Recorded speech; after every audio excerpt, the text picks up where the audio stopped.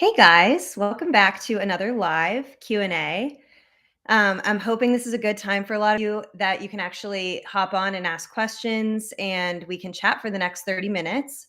Haven't done one of these in probably 2 months or so. I think I'm still live. Let me know if you can hear me okay.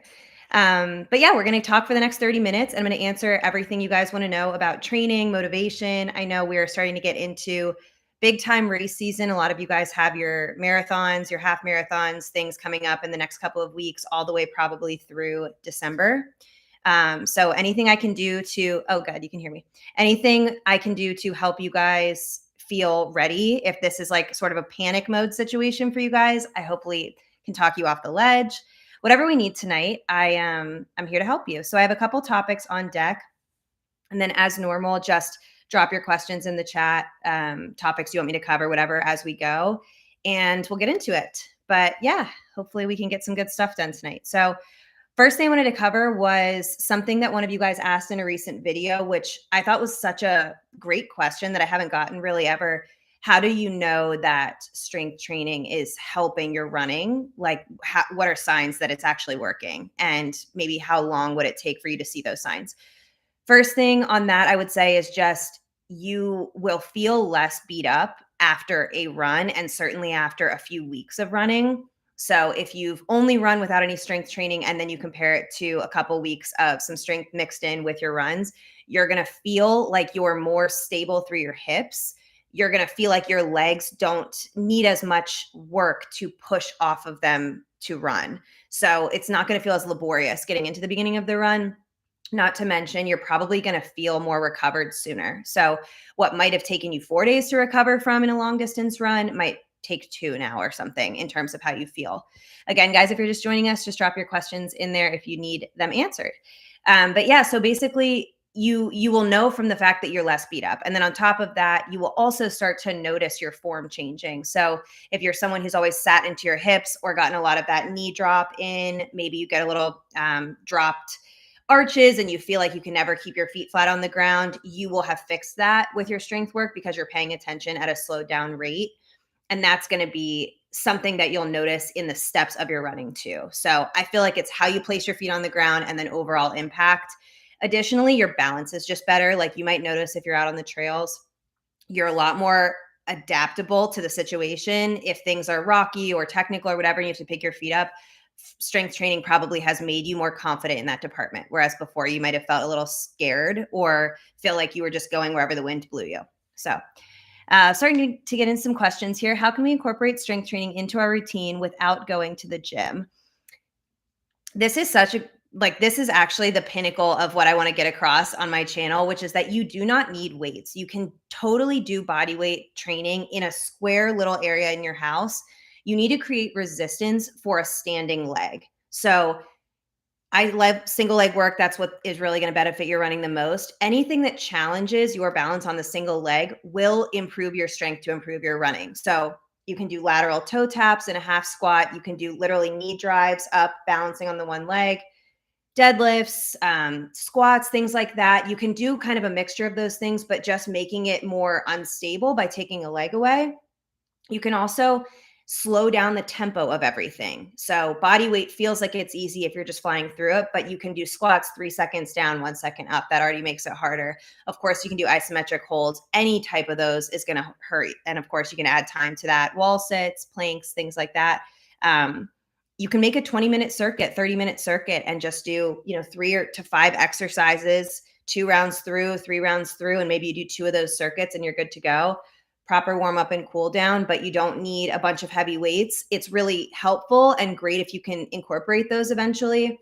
And it does challenge your body to be even stronger against that resistance, but it's not necessary. And I certainly wouldn't let it stop you from strength training in the first place. So any of it can be done. It will all help you. My training plans that I came out with this summer are actually all written for body weight, and then you can add weights to those. But I didn't make that only out of safety. I also made it because it is beneficial to train body weight. Sharon says, what do you recommend for shin splints? Luckily, I caught it early, 2 big races in November. You definitely can get it under control. I would say focus on opening up your calves as much as you can. Give space so that your shin doesn't feel so compressed. So, getting on the foam roller for your calves is big, self massaging all the way down to your ankle and then all the way up to like the low quad area and behind too. This can all take pressure off of the shin. And then light foam roll on the outer shin helps too, getting blood flow out, but I wouldn't over attack the area that's actually in pain. You just need to create some relief around the area. And this isn't a problem for before your races, but I would say make sure you're in a position to figure out why they came about in the first place. Might have been just like extra training, but you also want to take a look at how you're landing. I did a shin splints video where I covered just a refresh on form and stuff too, getting you a little bit back on your heels so you're not so far forward. But calves are a really big culprit here, as well as tight bottoms of the feet. So making sure everything along the line is nice and loose and long, and that will help give the shin some space to breathe, basically. Okay, what sort of gear do you suggest is best for running in cold, wet weather? Smart Wool is my favorite brand for this. It's merino wool. It breathes and it's good in hot and cold. And I know we're in the months right now where like freezing in the morning, hot in the day, goes cold at night again. So if you are catching a run, after work or even in the morning and it starts to warm up or whatever, Smart Wool is great for this. And it wicks away moisture constantly. So I feel like it breathes, but it also makes sure that you don't feel sopping wet and like weighed down by that moisture. So I am pretty much I wore a Smart Wool today. It's what I live in all winter. And then I'll add layers to that because it will still wick away even if you have other stuff on top. Also really recommend a thin shell. This is great for wind when wind is getting in the way and that's what's making it cold. Additionally, it's just good obviously for protection from the rain and it just doesn't let everything get penetrated so quickly. I also really recommend merino wool socks for those types of temperatures because, again, it will keep you warm, trap heat enough, but also let you breathe and keep the moisture out. I've done countless races where I was in tons and tons of water, snow, hail. And even though my socks were technically wet, I didn't get any like blisters or chafing or anything like that.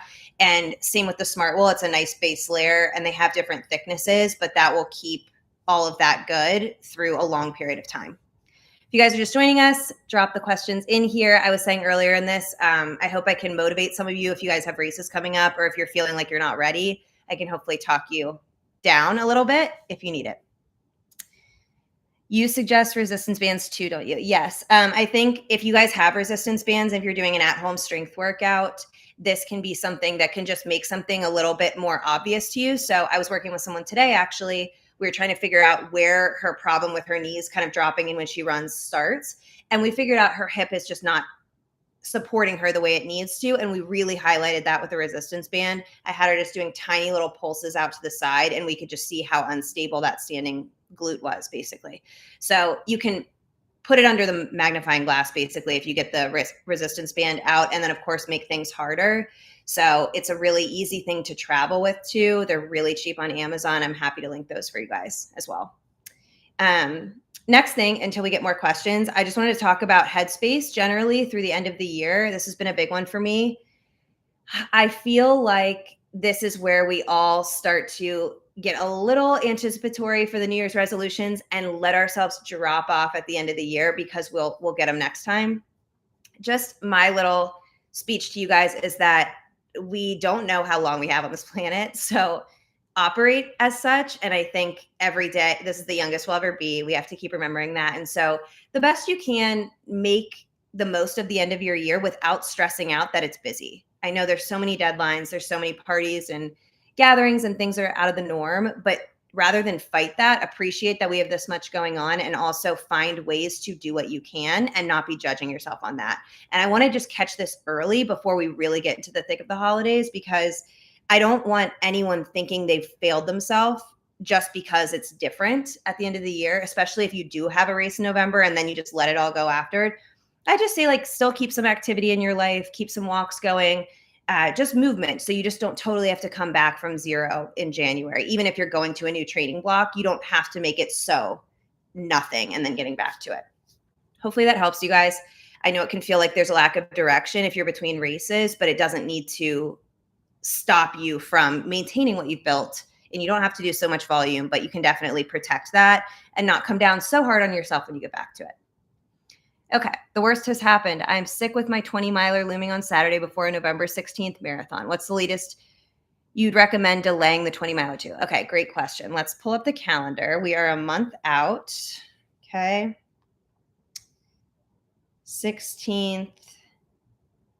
I would say the absolute my ideal time for you to do the 20 would be the weekend right after Halloween. So that first or second, whatever, or I guess would be the second. Um, if not, then the week after, and you'll still have 2 weeks to taper down. I think that's completely fine. A lot of my clients, I have them do 3 weeks out. They'll do the 20, and then um, if they can't do that, we do it too. Down from there.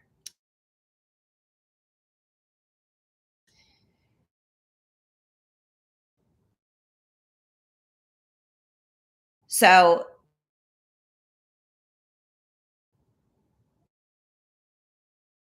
can you